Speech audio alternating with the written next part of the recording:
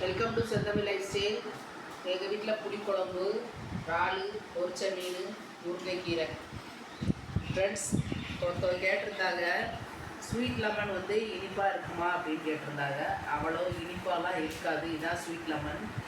என்ன அப்படின்னா, இதோடைய தோலே நம்ம சாப்பிட்லாம்.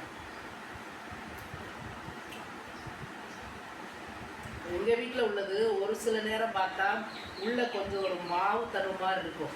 தோலையும் சேர்த்து சதையும் சாப்பிட்ற மாதிரி இருக்கும். ஒரு சில டைம் பார்த்தா புளிப்பு ரொம்ப இருக்கும், புளிப்பாக. இதுதான் இது.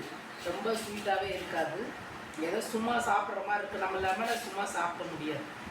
இதான் இதுக்கு.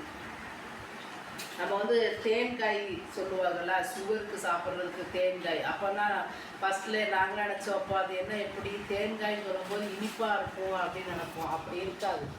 அது வந்து கசப்பு, வாயிலே வைக்க முடியாத அளவுக்கு கசப்பு இருக்கும்.